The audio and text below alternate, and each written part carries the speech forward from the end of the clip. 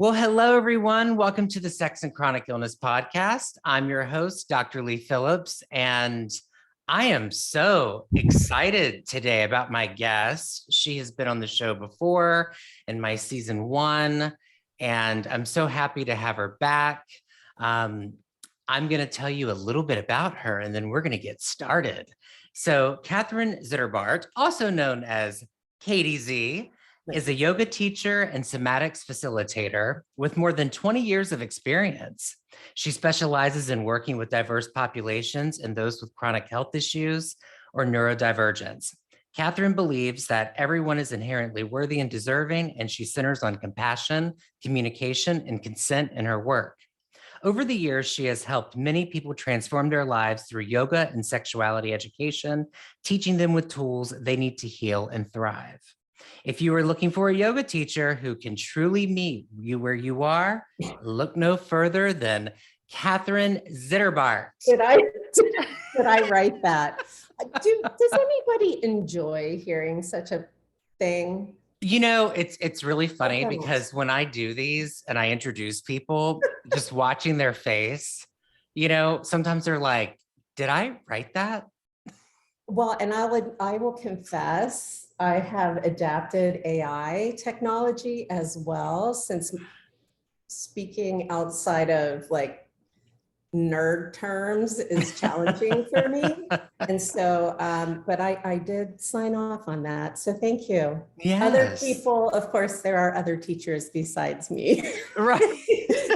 Although I'm the one here today. So that's what you're here today, and that's what matters. No, but I'm really excited that you're here because, you know, I was just on, you know, I get on Facebook in the morning and I was scrolling through and you were doing a live and you were talking about being queer with cancer. And I was like, wait a minute, whoa. And I like, you know, I had to join. I was so glad that you did. Yeah. It was, it's been a big awareness for me to understand that a lot of my tension in the process was rooted in heteronormativity, binary gender, like, you know, the most important thing that could ever happen would be losing a breast. Like, so many assumptions.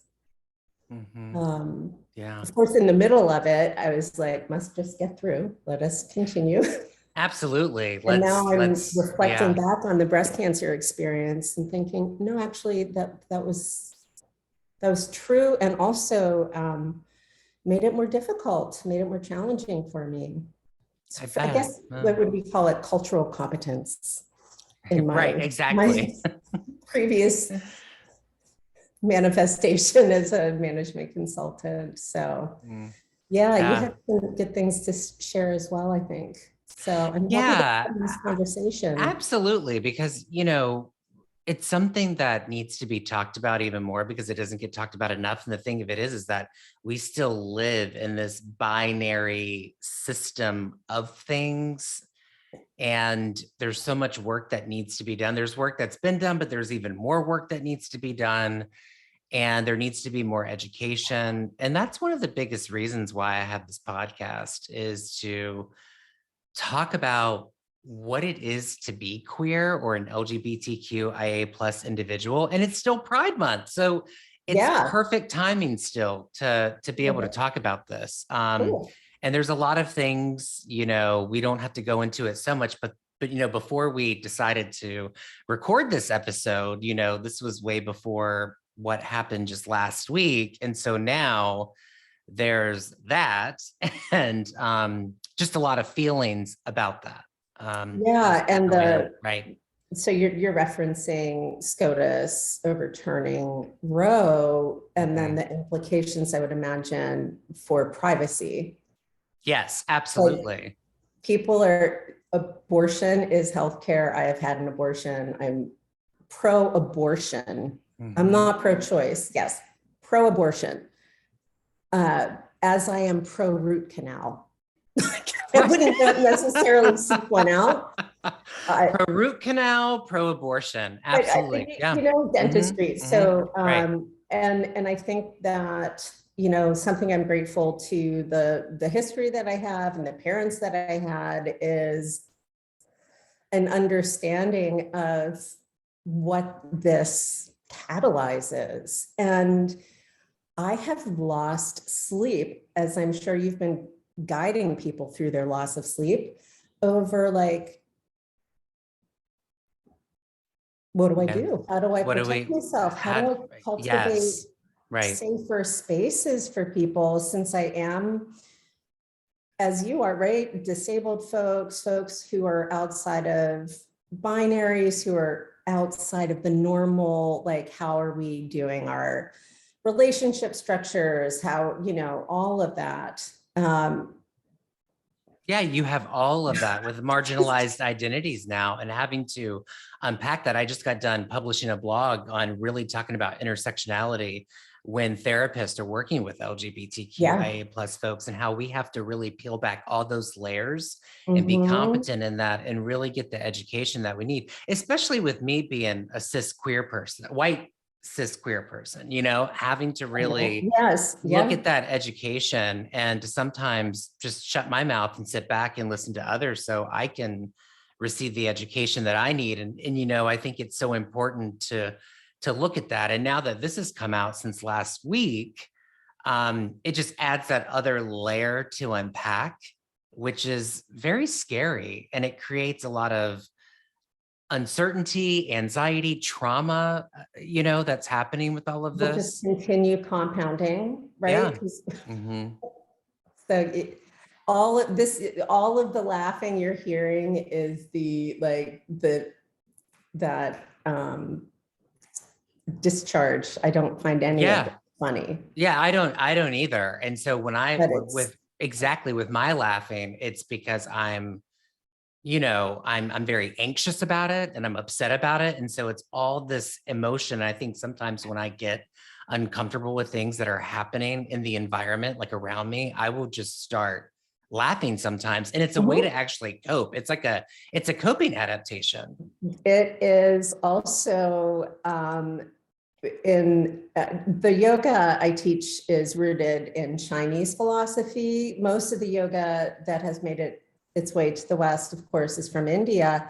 There are practices specifically to do that. The breath work I'm in is a little bit different, but it all increases that nitric oxide. It helps you regulate your breath. It is a way to express something without having to name it or make a sentence around it. We've been laughing since we were babies. It is part of how we communicate without words. So, and then I remember when I was in Boston, so it's been about, I'll say 10, we'll put it at 20. 1980, by the way, was only 20 years ago. So I don't know why these people keep saying I graduated from high school. But the laughter yoga was big, right? Where you're just like practicing getting but this is nervous laughter. Like this. Exactly, right. Yeah. One of the things that I used to do when I facilitated my chronic pain management group in person, which I really miss in-person therapy groups. They're all on Zoom now. And one of the things that we would do is just laugh. We needed to. And, you know, laughing is a great way to cope, but sometimes it's a different type of laugh that you can do. Well, and it's not necessarily funny. Yeah. It's not funny, but it's a way just to stuck. Yeah, exactly. There's this feeling of being stuck. And, you know, and I think sometimes when people laugh, one of the things that they're trying to do is help regulate their nervous system. Well, that's because it's so triggered, right? That's exactly. The regulating the breath helps to. Does it engage? Oh, let's not get too nerdy. Does laughing equal social engagement? Peter Levine, Stephen Porges? I don't know. I'm not friends with them. I just spend time with their wisdom. So someday. Someday Yeah. I'll. And then sometimes when someone is in a social situation and they're not comfortable, they'll just start laughing. It's a way to like interact, I guess, if they're in something where they're Yeah. just like, okay, I'm not comfortable, but I guess I'll just go ahead and laugh. I am comfortable with you though. That's why I'm laughing out of just comfort with you. But when we talk about this topic and we talk about several different topics on a podcast, it's difficult. It's not easy. But it's so important to have these conversations. Yeah. Yeah. So when we talk about queer, Yeah.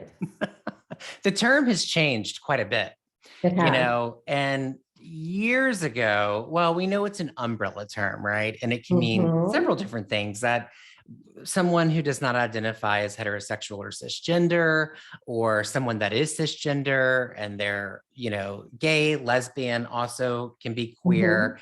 But back in the day, like in the 19th century, I mean, people used it as pejoratively, that it was a negative word, right? And now, I think you jumped in when I was sharing about that conversation with my dad. Yes.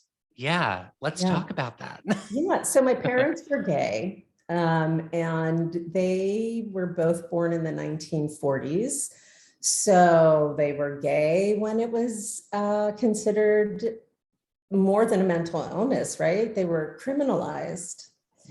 And so I grew up in a queer house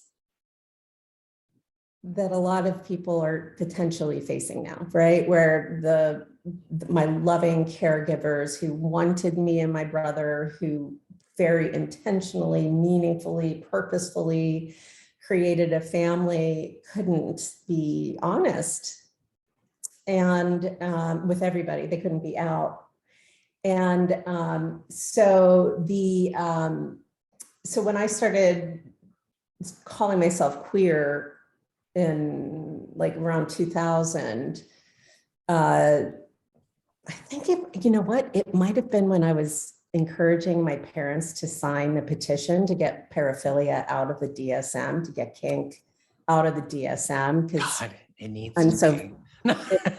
And my dad was like, but queer is so bad. Like it's a really, and for me, it's political. Right. You were saying that. Disabilities are hidden. Right. My disabilities are hidden. I'm straight passing, I'm cis passing. A lot of my relationships look heterosexual.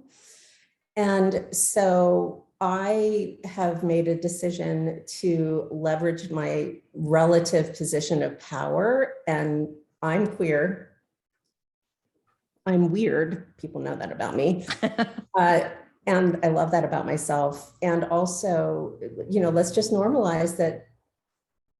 And also the world is this whole like either or, it makes me feel so sad. Oh, it makes me very sad. Make a decision, and no, because we live in ambiguity. Like all it is that space between. That's all it is.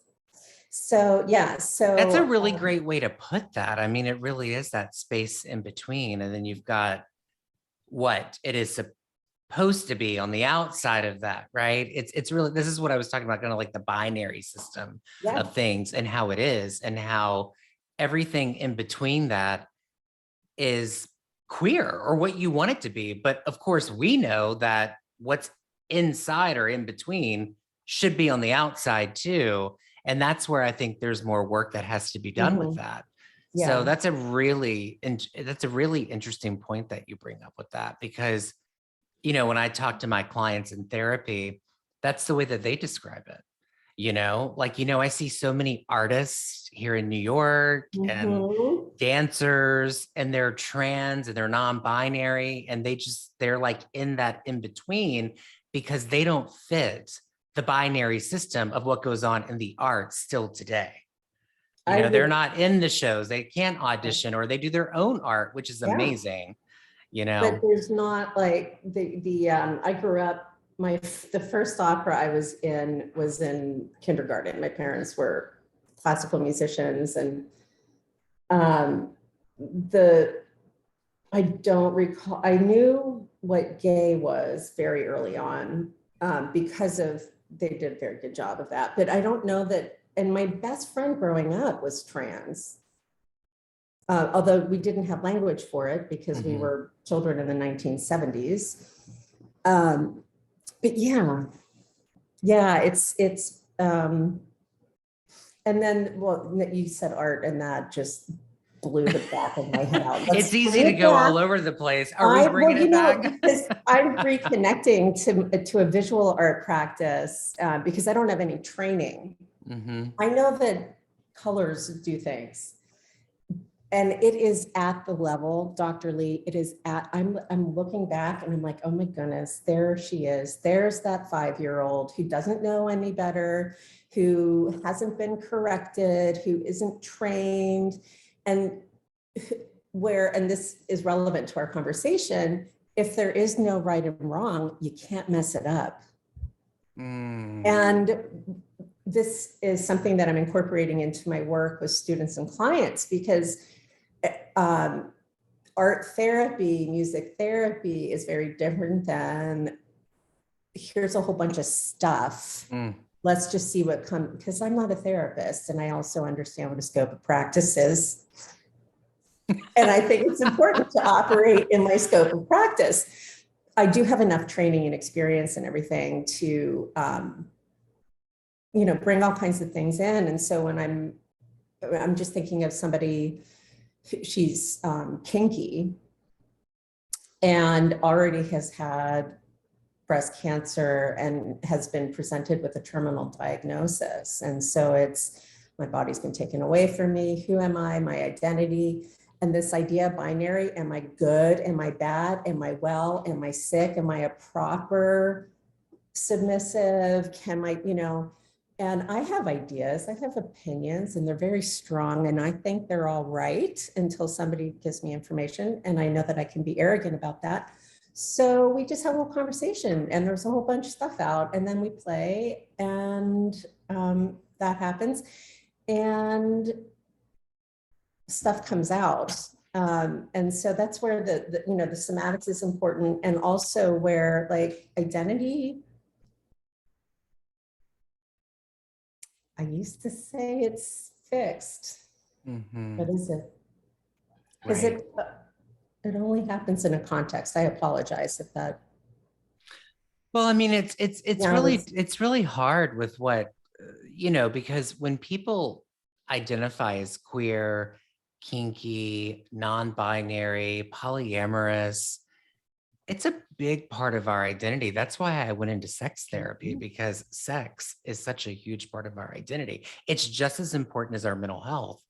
And when you have a chronic illness such as cancer, I can see where your identity is completely peeled away from you. And then if you are in a hospital and you're having to work with these medical professionals that don't know anything about queerness, then, it's like, I can only imagine the triggers that someone can have.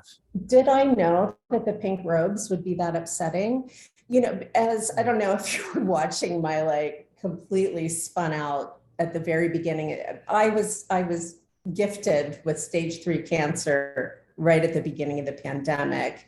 And I lived by myself. So I had to do the chemo and radiation alone because of immune considerations. Why was I going to say that? Pink. What with the pink robes? And so I knew, like, whatever experience I'm having, I had to do so much just holding myself through, because cannot relax. There's nobody here. I mean, I have support. I didn't have anyone here. And so once I had some time to reflect, that actually factored directly into me changing hospitals. It factored directly into, I asked a question day 1, what if a man needs a mammogram? Where do they go? And they were like, oh, well, they have to wait out front. And I said, okay, what if it's a trans man and they're pre-op and they haven't had, or they don't want to have chest, they don't want top surgery. Where does the trans man go? Now, were these kind questions for me to ask? Possibly not. And I know I wasn't talking to the right person, but I was like really curious. They didn't have any, oh, we would go based on their legal. Mm-hmm. And then and I thought, okay, well, there's a big thing right there, right? That's a huge thing right there. Do people know how complex and privileged it is to go through the process of a legal name change? I mean, it is outrageous, and some people are under threat of losing benefits and so much. And then also the whole, like, somebody, when you'll still be a woman. Oh, that's awful. Bold of you to What? assume I'm a woman, first of all. Oh my goodness. Secondly, even more bold, but that's the messaging. Dr. Lee, what's the messaging? Well, that's what's happening. That's what I'm hearing from my clients. You know, that is the messaging. And just the fact that you go by someone's legal name, Heller, which is their dead name most of the time, well, all the time, then, you know, how traumatic is that to have to hear that, and how triggering, right? I can only imagine, you know, triggers are things from the past that show up in the present. So when someone says that to you, and you're already so vulnerable where you're at with your health. Well, I mean, it is a death. It's a death process. I also did not go through it like a soldier, which I'm learning is really weird as well. Like, I don't need to be a warrior. Other people can do the fight. Really. I am walking in peace. There's enough ordeal happening. Well, I watched you go through your journey, and, you know, when I was watching you, that's what I was getting from you more than anything, is that I'm glad. I'm afraid to go back and look still. No, I watched your entire journey, and I have to tell you, I felt the entire time you were going through peace. I didn't get the whole warrior thing. You were putting yourself out there, but you were very peaceful about it.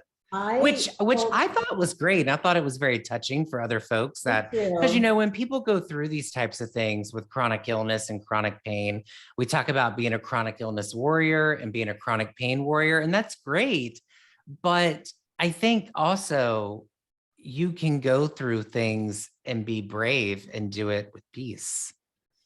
Well, there's, you know, I mean, something great about that. Illness warrior, chronic pain warrior feels different for me. And I have not known a pain-free day since puberty. So I'm like 40 years into, what is it today? And then chronic illness, of course, but I have autoimmune stuff. I have other things I was resolving, functional neurological disorder, right?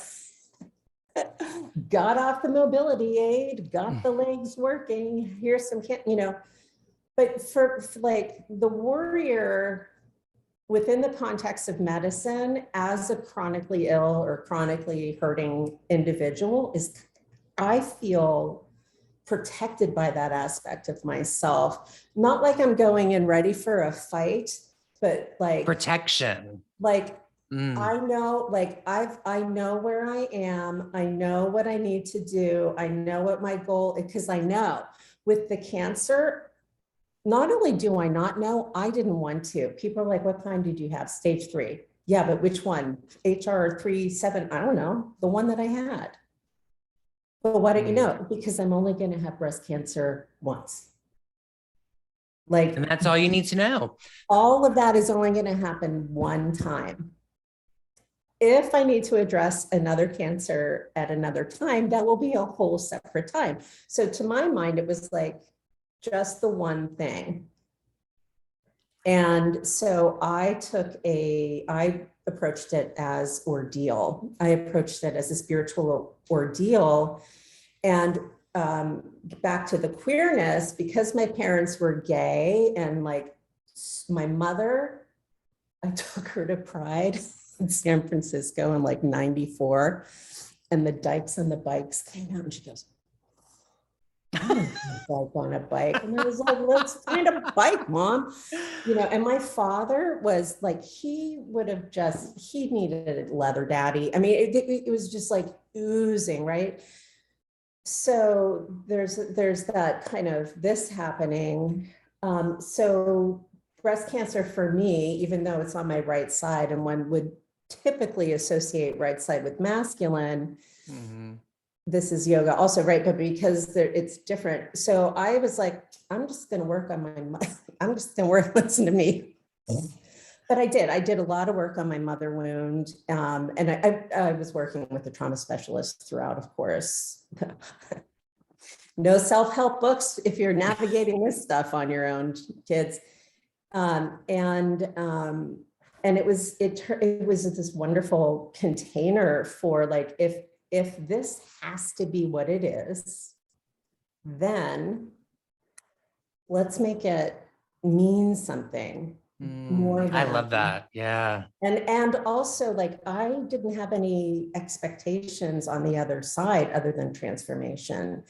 And being queer, being sex positive, having exposure. I mean, I definitely have racial barriers because I'm not safe because I'm white for so many people, but outside of, or inside of this privilege, I should say, inside of this privilege, I've seen people in wheelchairs suspended, do rope suspensions. I've seen the effects and what injuries, illness, fire, acquired disability, pain. I have friends, I'm sure you see this too, multiple sclerosis and impact, so I was like, my body's going to be fine, or it's not. But hey, guess what? If I try to control like what happens with the chemo, let's just make sure I'm keeping my weight up and I'm hydrated, and like, all that stuff will follow. And so now we're in this conversation today, and I'm like, okay, here I am. I'm ready. Yeah. I'm not resolved, but it's almost like taking a heroic dose of something that's makes you see funny things. You ride it out, and then it's, wow, okay. Awareness. Yeah, there's something very special about awareness, and also not having so many expectations, because I feel like that's what our mind does. It puts us into this place of always having to have expectations about things. And, when I work with relationships, I see that all the time. Like, I expect this and I expect that. And I think sometimes when we do that, there's the sense of control that we have to have. And when we put ourselves so much into that control, it only causes more pain. It can cause more anxiety. And this comes up a lot with chronic illness, that I want to be able to control my symptoms and control my pain. And every time one of my clients does that, they find themselves more depressed, anxious, or they find themselves in more pain. But if they can pull back and they can do some acceptance work and really get into the awareness of where they're at in the moment. And it depends on the illness, right? I mean, there's so many illnesses where there's just so much uncertainty. You're going to wake up one day, and then the next day there could be this symptom or a progression of something. And so, but there's something very powerful about releasing that control, and how you can be mindful, and something with these expectations that tends to come up a lot. Well, and there's a lot of also, like, you'll get back to normal. My favorite was, you're on a roller coaster. And I was like, no, I'm not. Yeah. I'm on a highway. Yeah. I can get off. I might need to get to the next exit, but I can get off the highway. I cannot get off a roller coaster. You strap me in, and that's it. So where's and this is the former business process engineer, semiotics, like I said, nerd, geekdom, but how language is so coded, it's so encoded, and it encodes, right? So to say, like, my main concern was the lymphedema, and is the lymphedema. This is my dominant arm. This is the, I'm sweating. Good. Everybody, I have not been sweating. I'm so sorry. You haven't been sweating and now you're Not sweating? out of this armpit because of the radiation. It just like, Wow. How magical. anyway, so I got confused because I was so excited. That's okay. But ADD. The so to be but to be like the I go like this because I find a lot of the 12-step ideas difficult. Rugged individualism. Very difficult. But the whole thing about like, where can I control?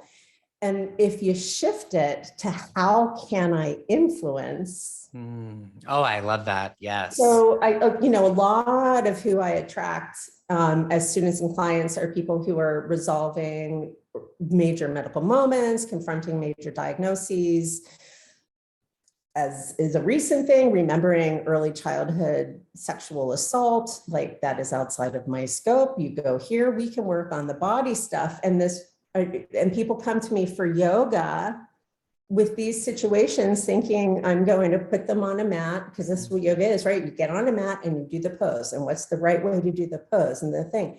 And I'm like, let's just get all loose, man. It doesn't loosen up. Yeah. Well, because the yoga is about homeostasis, and chronic anything skews that homeostasis. And what I have found consistently, and this works with the queer identities, this works with LGBT, this works with kink and everything.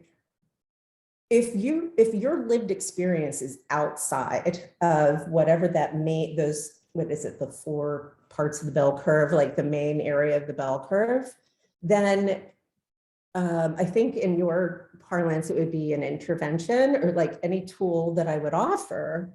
Right. Has to be able to work. These folks have to be able to work with it. I don't know if it's going to work because I'm not there. I'm not in your body mind. So it's been wonderful to, over the last however many years, continue to cultivate skillfulness. And the phrase is meeting people where they are. And I know so many folks who are, this is how you do, this pose for this. And it's like, really? Okay. That's interesting. Yeah, because it goes back into, you're talking about what it's reminding me of is like having an agenda for someone. This is how you do this. And then you do this, and then you do this, and that's what's going to work for you. And I have found as a therapist, it doesn't work that way, and I will have patients or clients that come in and they say, yeah, my last therapist was very to the point, agenda driven. We're going to talk about this today, and we're going to work on this, and I'm going to give you this. And I'm just kind of like, fuck that. I mean, you're meeting the people where they're at. And usually when people come into therapy, they have things that they want to unpack. They're already there. They're already there. Like, yeah. Right. They walk through the door like, I'm here. I'm broken. I'm therapeutic. I just went to, people keep saying, get licensed. And I'm like, I just survived stage 3 breast cancer. I'm in my 50s. I still got to get this whole ASEC hours thing figured out. Is she a counselor? Is she an educator? We don't know. That'll take a while. So that's fine. I have no attachment to that, but it is, I mean, I kind of do, but I don't. So and this, the longer you're with people who are living in realities that you can't just patch the hole in the wall or change the thing. Like that is the nature of chronic illness, right? That the longer I've worked with these folks, what I find is I just do less. So it's the difference between prescribing and process. It's, you know, like people say, what's your method? I have frameworks and concepts. Oh, I know. No, I'm the same way. People ask me all the time. I'll go to a conference or a training and they'll say, what type of therapist are you? Or they'll ask, well, I'm a sex therapist, psychotherapist, a chronic illness and pain therapist. Well, what modality do you use with your clients? I don't know. I have no idea. I do imago therapy, right? I do. Yeah. When I work in relationships, I use imago therapy. It's the one type of modality that I love because it provides structure. It allows for two people to validate each other, meaning that they don't have to agree with each other, but they're making sense of their experiences, which people could do more of that in relationships, and they don't do that. Yeah. And then, of course, showing this empathy, which I think is important, which in all types of therapy, that's always there. And that's why I was always a fan of client-centered therapy, Carl Rogers. Like, you show this, you know, this empathy, and then that can go into several different things. You know, each person that walks into a room for therapy, they're going to be very different from each other. So cognitive behavioral therapy may work for one client, but then psychodynamic is going to work for the other client because of what they're coming in with. You're taking me back to LA. When my legs were not working, I was in a toxic work environment that was so bad. I went into dorsal collapse, and, you know, and I was seeking assistance in regulation, and this one guy wanted me, he did CBT, and he's like, let's talk about your trauma. And I'm like, why? Why? I'm sorry. Yes, that I am that asshole. Like, why? Where's the benefit? Because I know my story. I am an expert in my story, Lee. I know. I'm also an expert in making it up and like telling you things. Not that well, in some senses it's, but I mean, why? Because, you know, even I'm in the framework my mind is in often, besides Taoism, is IFS, internal family systems, because I'm working somatically. And no, I'm not talking about the protocol, but if I'm aware of that, and then I can hear, I'm listening to how people talk about themselves, and like, where is that aspect, you know, blah, blah, blah. Again, within my scope. I do have supervision for the yoga, by the way. Oh, that's great. Yeah. Most yoga teachers don't. We don't have to. So, but I'm weird. And well, that's okay. I have access. Okay. I have access to that kind of support. So, but the why does the Katie talk in the footnotes when I'm trying to have like one thought? I just love this conversation. I mean, we're hitting on so many different things that's important. Everything from ways to cope to different therapies. Well, because like, you know, a lot of listeners don't know what therapy is or how to, you know, go about accessing it sometimes, or they're thinking about therapy, but they're not sure they want to do therapy. You know, all of those things. And then there's also the pieces of, you know, I'm working somatically. I do not do somatic experiencing. Somebody says somatic experiencing is a very specific protocol. I say, go over here. You know, well, why can't you do it? Because it's two different things. I do somatic therapy. I would be as unreasonable as me claiming I can assist you with EMDR, or even, Dr. Lee, I can help you resolve your trauma. I would never make that claim, and I am solidly trauma informed. And I think that the scope and the trauma informed piece and the cancer experience was, there's a whole consent conversation, right? I floated safe words on TikTok. Mm-hmm. Mm-hmm. Well, patients can just, I'm reading tongue. People can just tell me to stop. I don't know what the big deal is. Well, they can just do that. Well, it's just this. Well, I have this. Well, I have, and it's like, yeah, Mm-hmm. which is why perhaps if we have a code word, you know, and then the because there's so much objectification and you lose agency, you lose sovereignty, and your body is taken away. It's a death process. Chemotherapy, like my apartment was the chrysalis. I melted, like I reset the whole thing with one person. And then I had my friend come after everything was done to help me set, you know, because I was like, we're doing that. And, but I mean, it was just, Mm-hmm. and then compounded by your husband, I'm unpartnered, your boyfriend, I'm celibate. I'm a sex positive celibate. I should just put that. Advertise it. Do it. I'm all for it. It's, as I like to say, I'm a total hoe. We just need to know each other really well. That is the hallmark of demisexuality. But what's most important to you?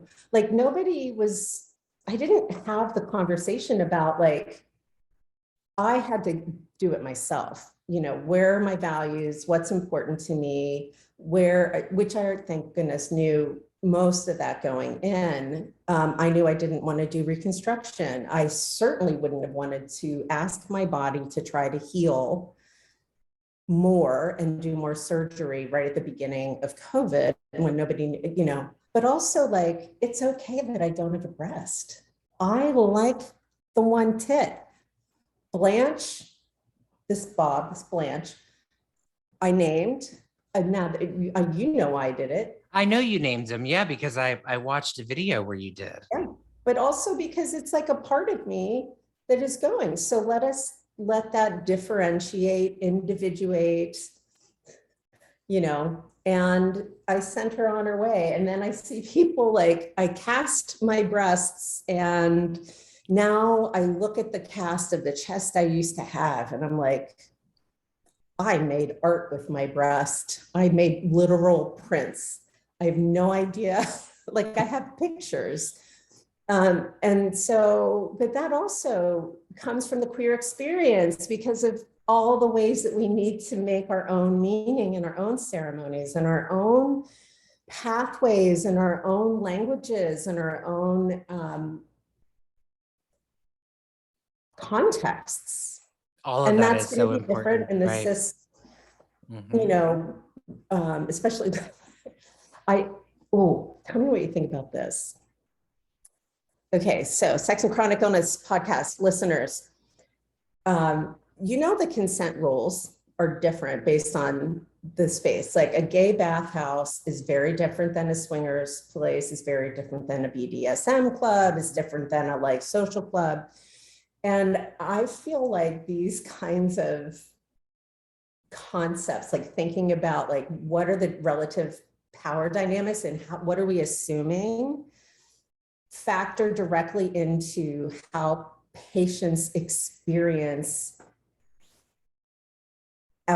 because we are objects in the ecosystem. We're objects in medical ecosystems. I'm a recovering business process engineer. And so the objectification is actually kind of like written in, not because of a dehumanizing piece, all of that's different, I think, but literally because of objects moving through. And complex stuff or compound or, you know, chronic, that means you're like engaging and re-engaging and re-engaging.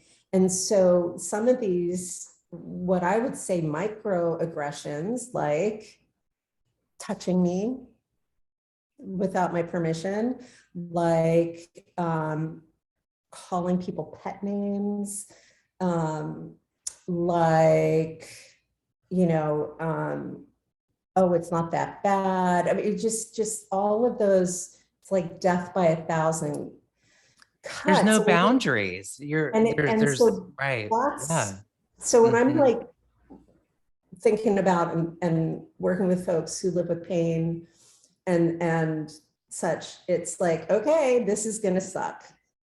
This is what's going to happen. Like I had to make a doctor appointment the other day for nothing.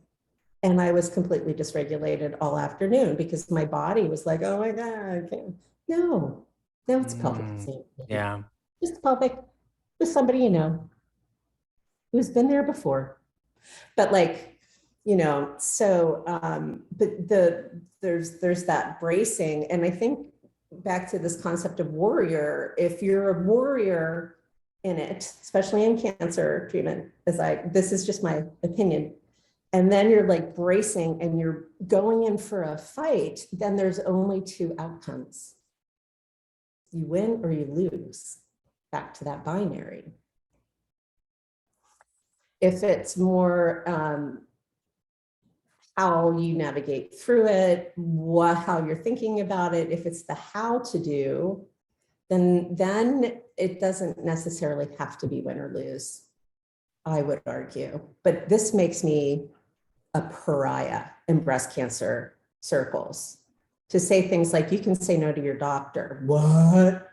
To say things like, it's difficult for me as a non-binary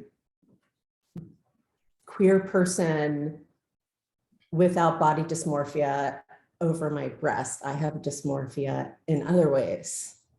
Well, blah, blah, blah.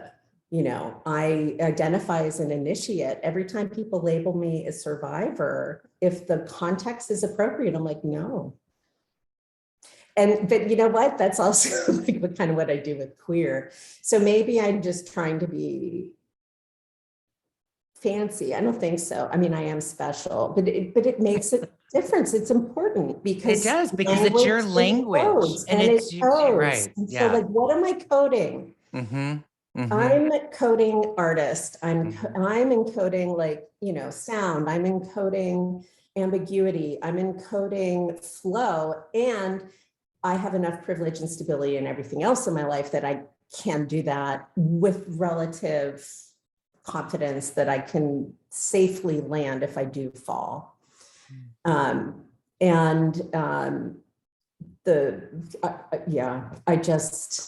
whole that cancer. So none of it is fun, but like, could we not disrobe people? Just because the gown is on, Dr. Lee, does not mean you have permission to touch me.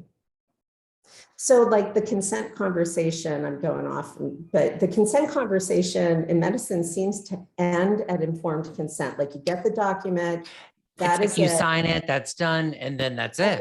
Yeah. You remember you were saying that, right? Then it's over, and then And now you're here, so I need access to this. I need this. I need this. I need this. And I'm just so curious about like, what might it be if rather than asking people to count when you're going to access a port or put in a line or something, an IV, cue them to breathe, cue them to exhale, yoga. We're all already breathing. We are not already counting. And if a person is already counting, they're doing that to soothe. Let's just let them count, right? But it's a coping adaptation. It's the way they cope. Absolutely. And then people lie. They say, I'm going to go on 3, and they go after 1 or something because they don't want you to hold tension. And I'm like, so I've started coaching people to like, you're going to follow my breath. And then they do it. And it's like, oh, that's a lot easier. I'm like, yes, it is. And the cool thing is you don't lose any relative authority at all. In fact, you have more control. But the patient, because the patient determines the pace, the patient has agency and sovereignty. And this is something that we do not experience in the queer reality, right? That we're like, have been, and now None at all, no agent. And now, definitely, no agency when it comes to certain things, and Just and when it comes to our bodies, that's the piece. and how vulnerable we are, how vulnerable people with disabilities are, how vulnerable, everybody's vulnerable right now, though, really. Yeah, when you think about it, Globally. everybody is, and it's only made people more vulnerable and more afraid and Yeah. scared and anxious and wondering what's gonna, happen next. Mhm. And, when you talk about disabilities, people are already um, at higher risk of being assaulted even more because Yep. they don't have certain ways to advocate for themselves. And so we see this in the research and what happens. And so and then I can only imagine have to go into a hospital, you sign that form and then that's it. And then it's whatever they want to do. Well, and that, yeah, so I don't, part of me is like, all of my interest in that is probably just distraction from the what I can really offer people, which is experiences and stuff. But also, can we please, providers, have a conversation about, like, what are you doing? Do you say hi? Or are you looking and then washing your hand, there was the anesthesiologist. I do want to teach you one thing for your pain people that'll take like two minutes before we Yeah, go. do it. Let's The do it. anesthesiologist, I'm 5'4", 5'5". He had to have been like 6'4". To say I was a little bit nervous going into, I've never had like before my mastectomy, I had my appendix out. That was it. So I was a little bit nervous. I Of knew I would have a course. nerve block. I knew I had a person here for that, but like, and he's huge. And he stood as far away from me as he could be in the room, crossed his arm, crossed his leg, and leaned back. And Jennifer, who was with me, who's also a yoga teacher, we were like A+, like we were like, looked for his supervisor because he was so clearly aware of how, as most large men are, right? Of just how intimidating, but just how much space. And then as we were talking, and I could see he was watching me soften, that was so lovely, Yes, it sounds lovely. And I thought you were going to share something completely opposite. Oh, which one? I just thought that you were going to he was talking to me like he was up here and I was down here. But the fact that he had this I've had plenty awareness. of that. Oh, yeah. But the fact that Yeah. he had this awareness and he sat back and he watched you soften.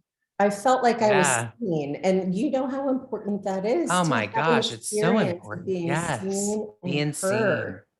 Being seen and heard. and Absolutely.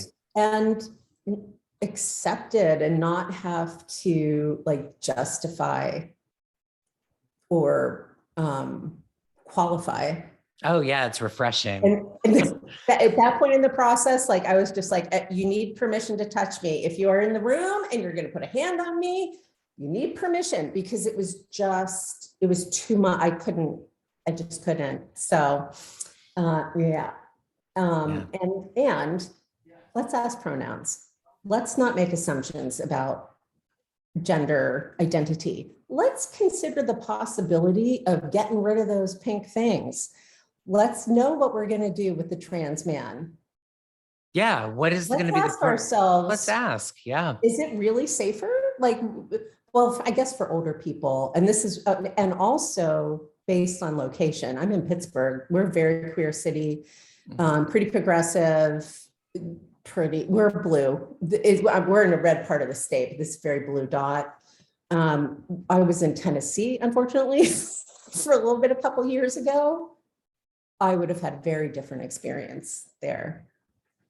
So I know that location makes a difference, but it does. It does make a difference, but yeah, more work, right? I mean, I'm just so glad that you're sharing this, and you always bring a lot of your own personal experience in, and being able to talk more about the work that is still needed with all of this. And you're so great when it comes to talking about consent. One of my friends calls me Katie Consent. Yeah. Yeah.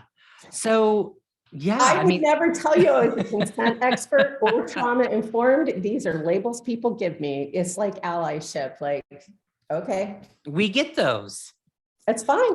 Yeah. I'm happy. I want you to tell people how they can get a hold of you. How can people reach out to you? Because you share so many great things, and people may want to reach out to you and ask you some questions. KayteeZee.com, KayteeZee.com. Although, if you search for Katherine Zitterbart, you will find me as well. There are not many Katherine Zitterbarts on the planet. May I offer you a 30-second? It's so simple. Yes. Okay. So if you're going to take the tip of your tongue, last time I had Dr. Lee singing. Oh, we did sing. Did sing Morning Tea. I love the Morning Tea song. So if you take the tip of your tongue and just the tip of your tongue on that ridge behind your upper teeth, and then mouth, the whole rest, everything is relaxed. And this is a Mona Lisa smile. This is not a Cheshire grin. I think in DBT, it's that half smile. Mm-hmm. I always close my eyes. And so one of the things I did, may I expose my scar? Mm-hmm. One of the things I did while I was in treatment was, this is the inner smile, the healing smile. This first foundational practice, everything I do, this leads to 8-hour orgasms. Yes, it does.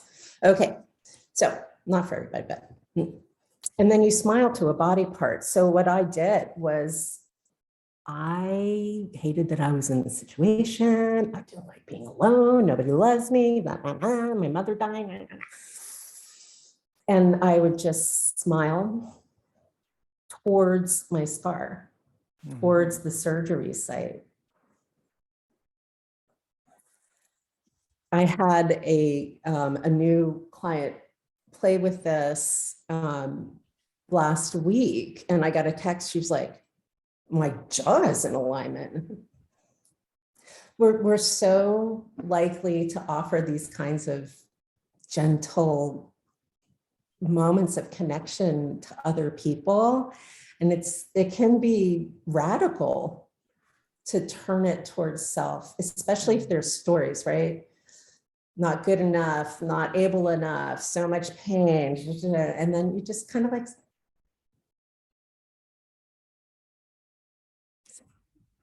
I love that.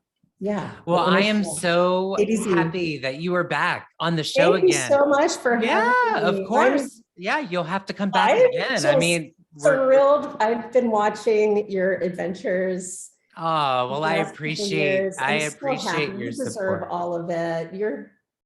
I don't know how you are as a therapist, because you're not my therapist. As a human and a person who knows things and communicates them, I really do feel like it's just so wonderful that you're doing this work, and you're doing it in a time where it is not easy to be doing the work that you're doing. That's right. We have to, you're welcome. And thank you for the work that you're doing. No, I really do appreciate that. Yeah. Thank you so much. And thank you for being here. And thank you for what you do. And so I always say, get curious about your partner and get creative with your sex. And if you let the expectations go, and don't be a 5-year-old with your partner, but like that whole unlearning, joyful, unknowingness can be so terrifying and exciting. Yes. So I'm glad that your folks are doing that as well. They are. Okay, good. All right. Have a lovely rest of your day.